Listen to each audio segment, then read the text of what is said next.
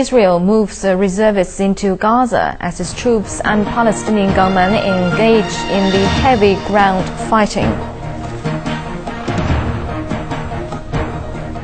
And Russia balks at resuming gas shipments across Ukraine when Kyiv adds a last-minute declaration to a monitoring agreement.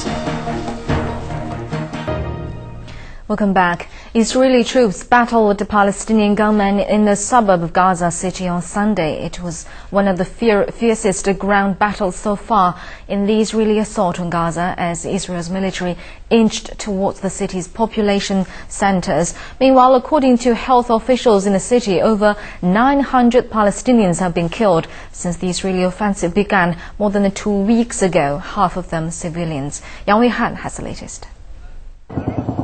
Backed by helicopters, Israeli troops and tanks pushed into eastern and southern parts of Gaza City. They were confronted by Hamas fighters who fired anti-armor missiles and mortar bombs at them. A heavy ground battle took place in the Sheikh Ajlin neighborhood before dawn on Sunday and continued into the morning. Gunfire subsided in the early afternoon, with the Israelis taking control of the outskirts of the neighborhoods. According to Gaza health officials, at least 29 Palestinians were killed during Sunday's fighting. Israel says it's ready to launch what it calls a third stage of their offensive, in which ground troops will push further into Gaza. An Israeli official says the army also has a contingency plan for a fourth phase, which will be the full reoccupation of Gaza and the toppling of Hamas. Meanwhile, Prime Minister Ehud Olmert says the Israeli military is approaching the goals set for the offensive. Israel is close to achieving the objectives it has set for itself, though this demands determination and efforts so that the goals will be achieved in a way that will change the security reality in the south, and the civilians will feel safety and stability in the long run.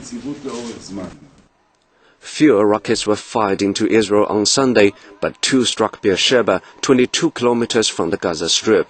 So far, 13 Israelis have been killed since the military campaign began, 3 civilians who were hit by rocket fire and 10 soldiers. The Hamas leadership says it won't consider a ceasefire until Israel ends its assault and lifts its blockade on Gaza. Yang Weihan, CCTV. Israel says its military has begun sending reserve units into the Gaza Strip, and the move is widely seen to indicate that Israel is entering a new phase of its 16-day offensive. And earlier on Sunday, reserve forces were filmed training in a mock village at an army base in the south of the country.